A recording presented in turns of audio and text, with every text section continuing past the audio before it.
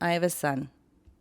I'm a proud mother of a son. He is 24 years old, so I may be dating myself or dating this recording. But I hope that the information within is timeless. And I love being the mother of a son. I love it.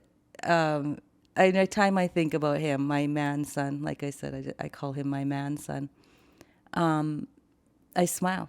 And and I don't know if the word is pride, because it's hard to say pride because I don't want to claim an entire human being. But I have to say he's my own. He's my son. And his baby spirit chose me for a mother. That's what I say to all my children. And I think he actually started that notion. He chose me. And so I'm thinking a lot these past years, especially since I would say my son was, I don't know, 13 years old. Really thinking deeply about his passage from being a boy into a youth, into a man, and how that transition or that evolution or that movement into a full expression of himself, the changes that happen, how those can be guided and must be guided by people who he can look up to, who things he can strive for or discover about himself. And those things, as we know in our society or in our tribes, in our communities, in our families, they take some kind of guidance, support, direction, not forcing, just allowing and, guiding into the way that goes toward more self-expression, more self-exploration, and a deepening of each of those kids, each of their knowledge and understanding about themselves and their true capability. So I've thought about that a lot, and I've tried to give my son opportunity to have those experiences as he moved toward manhood. And this podcast that you're about to listen to is just an unpacking of that, and how some of the pitfalls can take place, like violence and addiction, and over stimulation through gaming, etc. How those things can capture our boys and girls, obviously, yet boys in particular, just due to the social conditioning and advertising, etc., and maybe even their biochemistry, and but how with rites of passage, these, and I don't want to use the word pitfalls, these, I guess, interruptions to their true expression can take place, and how to direct our boys into a new horizon of their self-discovery through, like I said, rites of passage, mentorship, eldership, stewardship, and leadership from who? Us. From us. So I hope you enjoy the episode.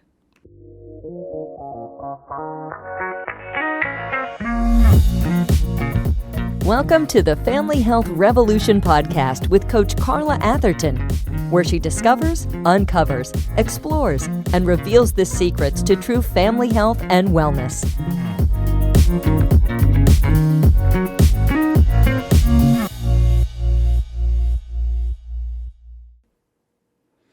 I spent a whole bunch of time, actually over the last couple of days, looking through old pictures and videos. And it's so crazy how things just come together. I don't even know if the word's crazy. It's more like the web of life, of our lives, of our existence, is there.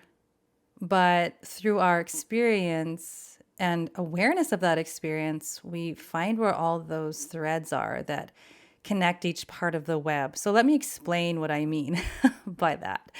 So I was looking through these videos and photos, and some were fun, some were, made me feel nostalgic, some made me miss people. Most of them, though, really brought a sense of joy. And the reason for that is that I used to set my kids loose with a video camera. Like literally, it's fine. It was worth, several $100s. And there was a potential that might get broken, but those kids needed to explore their world, and them recording it was great fun for them. They were able to make films and videos and sometimes just video something and leave it as it was, like not make a movie out of it or anything, just have fun with their play and making things up and creating something. And then also just putting on record part of their lives. And there is something really beautiful about that. But that's another topic for another time. What I want to talk about today is actually the subject or topic of one of those, or actually a series of 3 of those videos. I think that my son recorded them, and I think he was about 13 years old. And the reason why I mention webs and places where, you can pull on these strings and find where things connect in your life, it's because I've been working on a series, I suppose, of musings or coaching sessions that relate to this whole idea of passing on tradition and being the elders and the mentors in our children's lives, and how very important that is. And a few of the people that have been talking about this in my awareness and in my space over the last, I'd say year, but I've been thinking about this much longer than that. But when you listen to something or you hear someone say something in a way that puts it just all together, like that's what I've been thinking. And I didn't put it that way before, but now it's just like solidified into a knowing, like into not an intellectualizing, but like a heart knowing, like an instinctual yes, So anyway, this series of videos, okay, so I'm connecting this stuff for you. Don't worry, I'm going to connect it. So the series of videos of my son, he's 13, and he used to want to have a YouTube video that was like where he would go through all these wilderness things, like how to build this shelter in the wild or the in the bush, and throwing knives that were the best throwing knives. And he was kind of like getting into Bear Grylls, I think his name was. Everybody here probably knew except for me. But we were always watching nature videos, and we were always like, being, exposed to things like the BBC productions and all the underwater and the deep woods and, the earth ecology and the planet and stars and the cosmos and archaeology and anthropology and all that stuff. So we had a really good time as my kids grew up, just exploring all those things, and by way of videos, books, and music and stories. And I'd read to them, and we would raid the library regularly and bring home VHS cassettes. Okay, so it was a while ago, but it's still in my children's lifetime. And so I came across these home videos of him in the bush, and he's talking about how he built this lean-to. And funny thing, we had just been through there with a friend of his, showing her where he'd built this, like days before I came across these videos. And I wasn't looking for these videos. I was actually looking for something else for a different family member, and ended up spending 8 hours going through all of this library of experience and memories. And so when I was going through this, I was looking at these videos and thinking, man, how I don't want to use the word adorable. It might sound patronizing, but okay. I mean, my heart was just glowing with joy listening to this boy wanting to share his experience out in the wilderness with people, and wanting to just share bits of his life and nature and how nature affected him. So I remember right after these videos were taken, and we were just talking about this story the other day, how he had built this lean-to and this place to lie down in the and sit in front of the lie in front of the fire. And he was gone all day and into the night. It was dark. Okay, so I go looking in the bush, and I knew, generally speaking, where he was. We live on an acreage, and we have 40 acres. And some of it's just, where the house is. There's some space around it for, flat space with sparse trees. And then right beside us is like a forest, right? And he's in there alone. And I'm thinking, well, hope he's not creeped out. He's not that old. But I trust in nature, and I trust in my son and his instincts and his ability to keep himself safe. And he needed to do this for some reason for his soul. And I knew that. And I didn't actually put the pieces together until I did as the years went by. So then I would seek out things for him that would give him that same experience. So he went to a camp one year, and they hiked like miles and miles and miles every day. And, when I picked him up, it was literally like he was a wild animal, but not in a bad way. There's actually no such thing as a bad wild animal. But in a very empowered, free way. I'd never seen, I'd seen him free before, and then become not as free. And then all of that just blew up again into freedom at this camp, which was, I think, probably 2 years later. And barefoot, like, it was just beautiful. I was just like, it's one of my favorite memories. Okay, one of my favorite memories is just rolling up there and picking him up after that rite of passage. And that's the phrase, that's the term I'm going to put on it from now on. He was going through rites of passage with different mentors, and I really felt I wanted to give him more and more of those experiences. And we didn't have as many as I'd wanted to, because there was one place I wanted to send him to, but they weren't doing stuff with youth. It was all mostly adults. And I had interviewed his Cliff Hodgins, actually, about his camp and stuff for my Children's Health Summit. And I wanted my son to go be mentored by people who were doing those things, like painting their face with mud and, just getting into nature and feeling the power of nature, as well as their own, like pushing their own limits, because there's something, it's not even something to be said. That's such a benign, bland way to put it. But there is such power in the facing of the elements, of facing death, even facing injury, facing potential danger, and seeing what you're made of. And I think that every child, boy or girl, needs to experience that. And I think with ancient tribes, or even tribal cultures, modern in today's world, a lot of people exist in this that do these things still, and keep those traditions and rites of passages alive for their youth, their children, their youth, their young adults, the people becoming parents, people transitioning into eldership, mentorship, eldership, and then into death. All of those parts of life, all of those threshold moments, all of those significant markings of an evolution, of a movement through an existence in this one body, they must be celebrated. They must be highlighted. They must have an element of reverence and reflection, and of making sense of what we all go through in each one of those phases and more.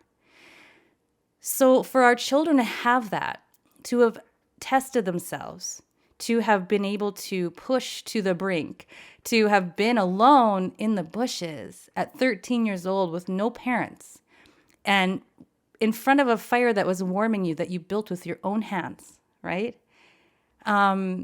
Those things turn you into adolescents, into women, men, into parents, into mentors, into elders.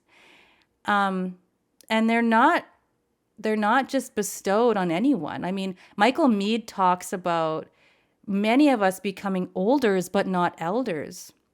And that's all a cultural, I suppose, deficiency that is not allowing us to see the very power of mentorship and leadership and guidance and, really coming into our own sense of wisdom through observing and being aware of and celebrating and being aware of our experiences. And sometimes there's ritual, sometimes there's ceremony, sometimes there's just a word or two exchanged between a parent and a child saying, wow, you've crossed this threshold, congratulations.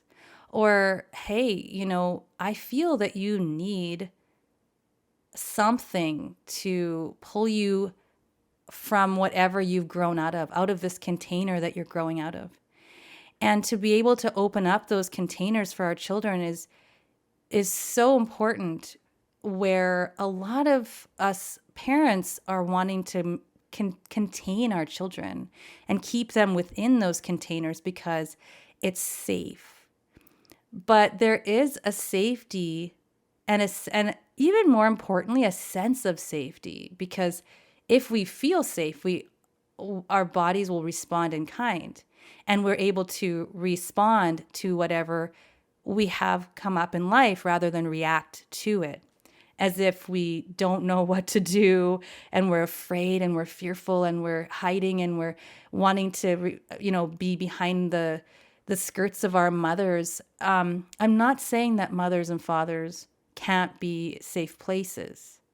Yet it's almost like a Montessori classroom where the classroom is open and we have provided some kind of context to it.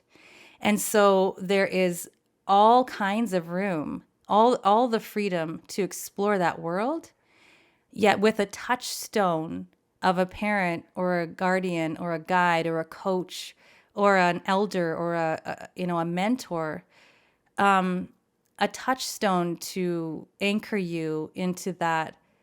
I guess the word still could be safety, but into a knowing that that this experience is necessary, exciting, something to lean into and not to fear. So when we do that, we know our children start to understand their superpowers, and they look less to the false, the pseudo superpowers, the pseudo love, the pseudo joy, the pseudo masculinity, the pseudo femininity, the pseudo peer, leader or cool kid, the pseudo ecstasy, whatever, all of those things that they are seeking in life, like, which is invigoration and vitality and real joy and feeling, that you've grown into your adulthood, in a way that you've earned it, right? So they look less to those pseudo replacements. And those pseudo replacements are, things that are, I don't know, everything, every sort of social, I suppose, dis-ease that you might see, and personal dis-ease. Those are the sources of those. So they're looking to maybe gangs, to replace the family, to feel like they belong, to test their limits or to test how tough they are in the world, because there's no other rite of passage to say, yes, you are. You are all of that and more. We see violence.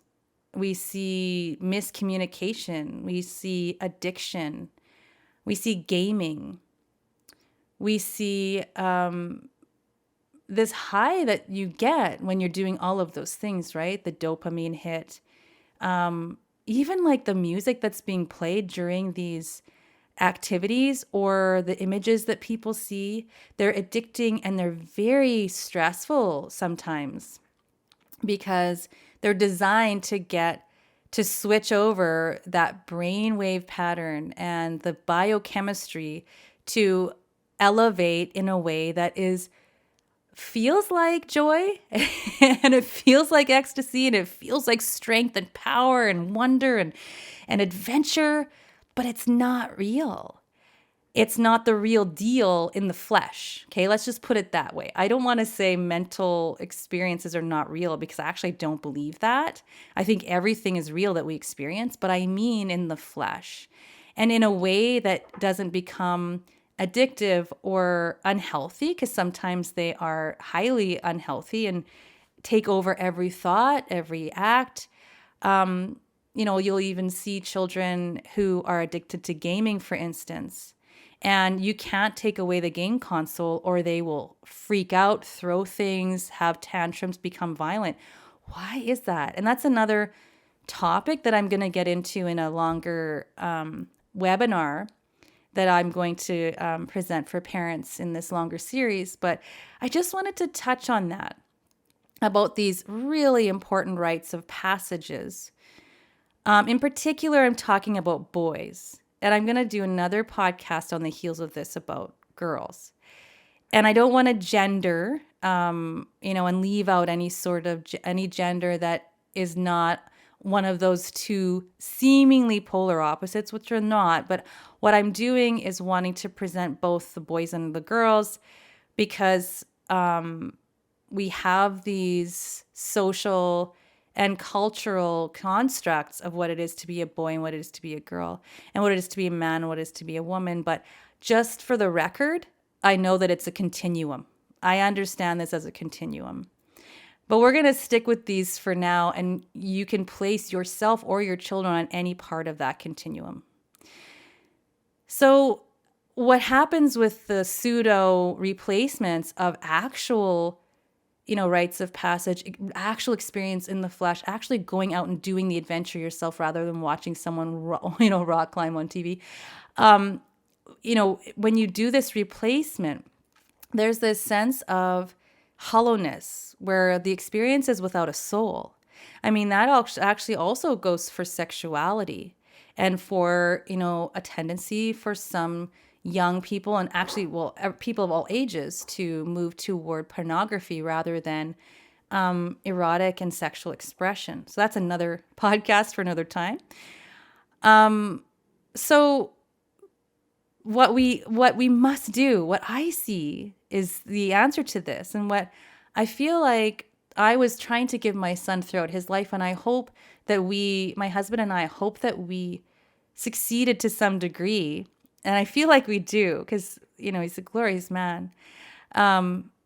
Throughout his teenhood was to keep trying to pull him out of what had been happening all those years and still right now, that is a massive cultural and historical phenomenon right now of the inundation of the digital age, the inundation of digital technology, and of social media and of gaming and all of the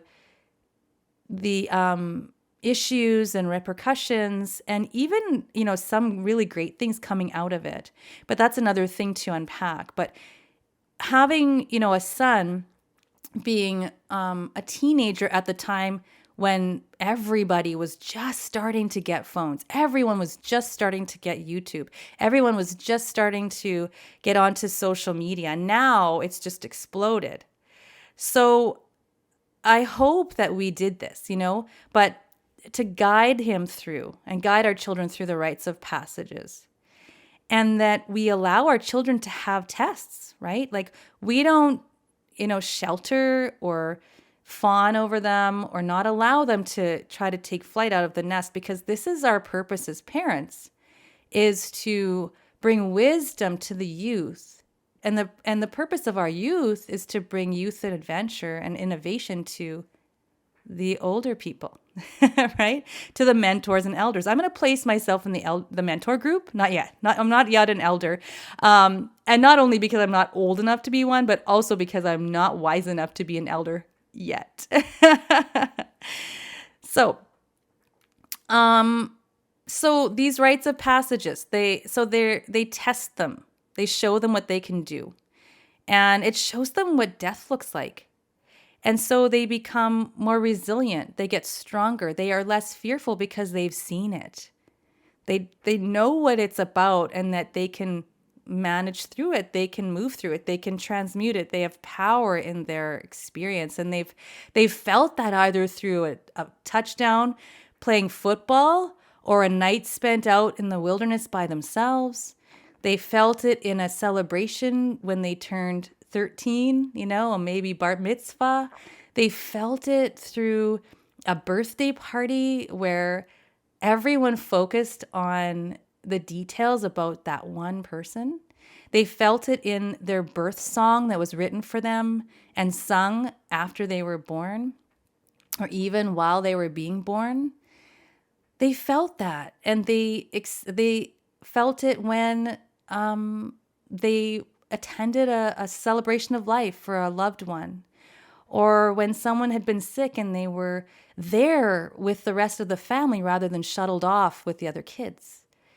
They experienced it through travel and experiencing other cultures and going to visit with auntie or uncle or grandma or grandpa without their parents in attendance. They experienced it with good, healthy, attentive, inspiring coaches.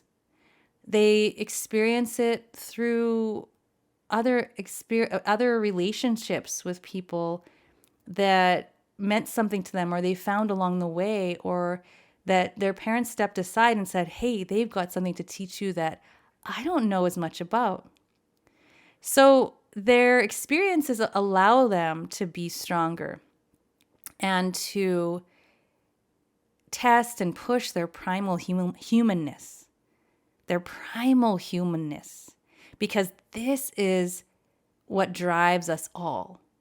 It is what drives us all. It is our default to want to live our lives without fear, live our lives with freedom, and live our lives knowing, or actually with every step, learning more and more about our own human potential and being more conscious to the divine in us all and the divine in our world. So they no longer look to pseudo-masculinity, to toxic, what some people call toxic masculinity. I don't want to use that as a buzzword, but I just want to say that for me, that title or that phrase or terminology just means that the fake, the pseudo, the gotta be strong, gotta never have emotions, never cry. I mean, if you have ever seen a ceremony like I'm talking about, or if you've ever seen anybody triumph or really do something that they pushed themselves to do and it made them better, they moved through a trauma, or, I mean, I've seen a lot of this, and I'm sure you have too, and the real true expression of it and the real true feeling or experience of it is only had in that emotional body, where you have nothing to do but laugh, to holler, to yell, to cry, to hoot, holler, to express that. And that doesn't fit in pseudo-masculinity. It doesn't fit in what the film called The Mask You Live In. It doesn't fit in that mask. And so we must do away with the male, the male stereotype, the masculine stereotype, and understand that there's strength in all of it. Not only in the muscle and the physical body, but in the flexibility in the small physical body. Also in the mind and in the emotional body, and the ability to have the strength and courage to look at every single, every single threshold in life and be able to move through it, feeling it all. Okay, so I think that's all I really want to say about that. I'm going to talk a little bit about our girls in another podcast episode. And again, I don't want to offend anybody by saying boys, girls, and not addressing genders in between. But like I said, I think that a lot of these topics and things I've been talking about in this particular podcast, in this episode, is relevant to both boys, girls, and everybody who doesn't actually identify with a specific gender. I think that a lot of this applies to everyone. Okay, I hope you enjoyed that podcast and this coaching session, and I will see you next time. Make sure that you get on my Patreon membership, because I release full episodes of these topics, sometimes with slides, sometimes with videos, sometimes as a teaching tool or something you can take away from, with suggestions and things that you can do at home to integrate some of these experiences into your life. I also have live things that I post up there. It's all my work in one place. So look at the show notes for all of that. And also I have Instagram, Coach Carla Atherton. And I did have one, HFF_revolution, but I'm actually trying to move everybody over to Coach Carla Atherton and have a look at my website. And that's all in the show notes. But I really hope that you enjoyed this session, and I'm going to keep talking about rites of passage and how we as parents can really pull our children and ourselves out of the pop culture trance and into the state of true culture in the way that we really are naturally built to experience. So keep listening. This podcast is sponsored by the Healthy Family Formula, which essentially means that we share our information for free. For more support, community, audio coaching, full episodes, bi-monthly live Q&A, discounts on our group coaching programs, and more, become a patron of my work at www.patreon.com/Carla Atherton. For more information about anything related to family health, do pick up my book, Family Health Revolution, and check out our newsletter, blog, individual and group coaching programs, and practitioner training program at Healthy Family Formula and CarlaAthertonInspired.com. Find us on Instagram at Coach Carla Atherton and on Clubhouse at Empowered Family.